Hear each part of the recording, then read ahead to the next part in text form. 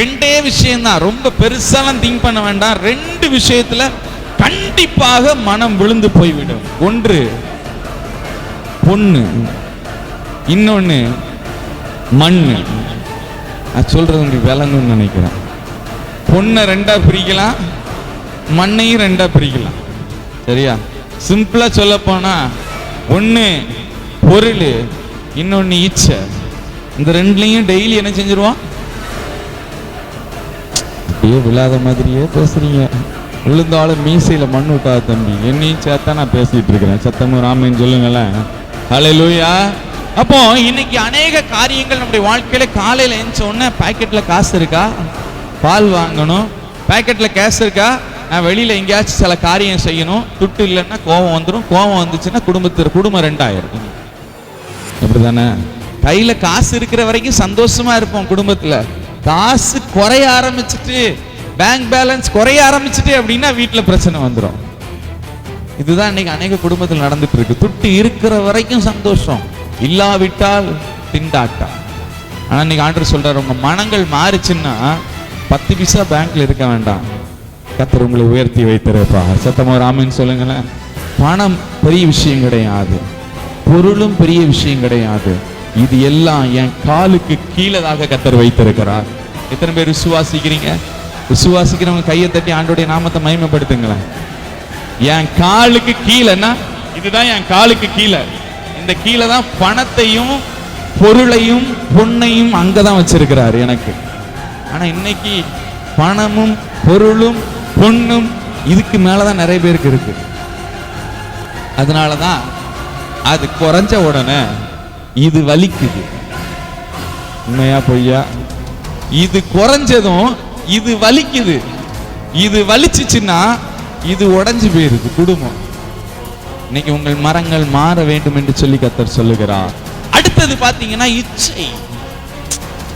ஏங்க இந்த பக்கத்து வீட்டுக்காரி பாருங்க எவ்வளவு அழகான சாரி உடுத்தி இருக்கிறார்.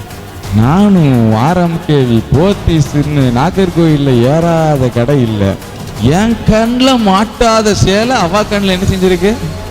எனக்கு என்ன செய்வியோ தெரியாது. கடனை வாங்கியாவது இன்னைக்கு பைக்லயே கார்லயே போய் இதே மாதிரி சேலை எனக்கு வேணும். ஆனா உங்களை பத்தி நான் பேசவே இல்லை. சத்தமா ராமைன்னு சொல்லுங்களேன். எல்லாரும் பார்க்கும்போது ஒரு மாதிரி பாக்குறீங்க. சோ இந்த காரியம். அடுத்தது பொருள்.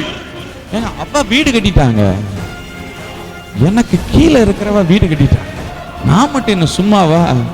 வீடு கட்டித்தான் அவனுக்கு கடனை வாங்கி நகையை வச்சு அது வீடு கட்டியா? அவன் அந்த வீட்டுல நீங்க சந்தோஷமா இருப்பிய? ஒண்ணுமே இல்லாத நிலைமையில, ஒண்ணுமே கையில 10 காசு இல்லாத நிலைமையில அநேகரை நான் கேள்விப்பட்டிருக்கிறேன். கையில 10 காசு கிடையாது, 1500 ரூபாய் வீட்டு வாடகை கொடுக்கிறதுக்கு யோசிச்சு போராடி கஷ்டப்பட்டு வேலை செய்து 1500 ரூபாய் வாடகை கொடுத்துட்டு இருந்தாரு.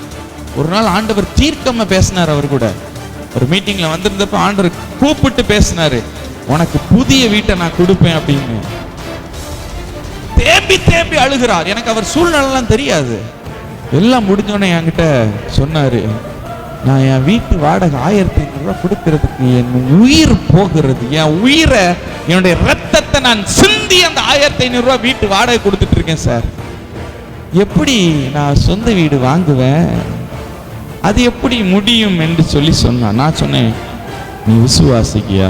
நான் விசுவாசிக்கிறேன். இந்த நிலைமை மாறணும், நான் விசுவாசிக்கிறேன். இப்போ இன்னும் 2 மாசத்துல உன் வீடு பால் காய்ப்பிங்க, நீ கூப்பிடுவேன், நான் வந்து உனக்கு பால் காய்ச்சி வைக்கிறேன். ரொம்ப ஆச்சரியத்துல ரொம்ப நீ வீடு ஆண்டவர் கொடுத்தோன்னு என்னையும் மறந்துடக்கூடாது, ஆண்டவரை மறந்துடக்கூடாதுன்னு சொல்லிட்டு நான் அனுப்பி விட்டுட்டேன். 1.5 மாசம் போன் வருது, பிரதர் உங்களை நான் பார்க்கணும் பிரதர். ஒரு வாய்ஸ் மறந்து போச்சு, இது மறந்து போச்சு. உடனே நீ பார்க்கணுன்னா வந்தார், வீட்டுக்கு வந்தாரு. வந்துட்டு சொன்னாரு, அப்ப பார்த்த உடனே தெரியுது, ஓ இது 2 மாசம் முன்னாடி எங்கேயோ பார்த்த மீட்டிங்ல பார்த்த நபராச்சு இது அப்படின்னு சொல்லிட்டு. உடனே வாங்க உட்காருங்க அப்படின்னு பேசிக்கிட்டு இருக்கிறப்ப, எப்படி இருக்கீங்க, நல்லா இருக்கீங்களா?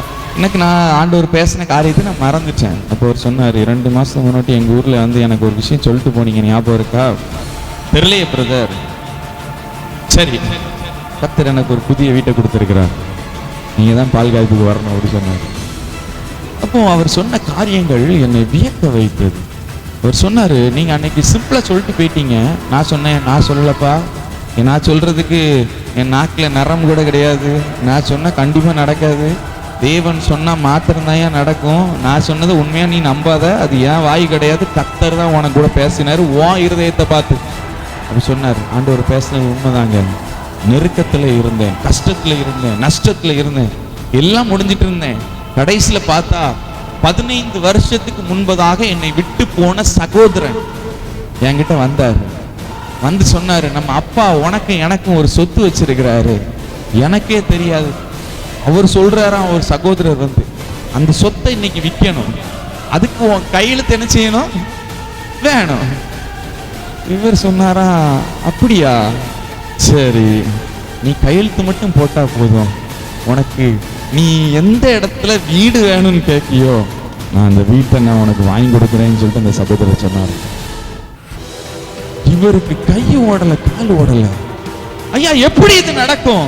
இப்ப சொன்னாராம், தம்பி அப்பா மரிக்கும் தருவாயில அவர் வாங்கின ப்ராப்பர்ட்டிய என்கிட்ட கொடுத்துட்டு போயிட்டார். சில மனஸ்தாபத்தினால நம்ம 2 பேரும் பிரிஞ்சிருந்தோம் பல வருஷம்.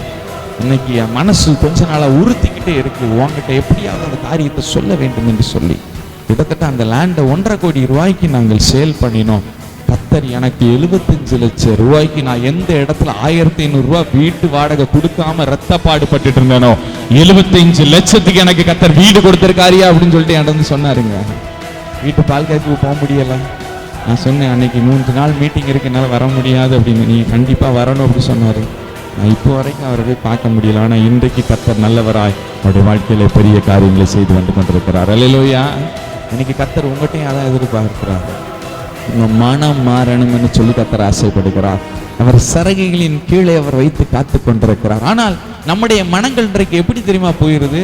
அநேக இச்சையின் மூலமாய் நம்முடைய காரியங்கள் தாறுமாறாய் போய்விடுகிறது.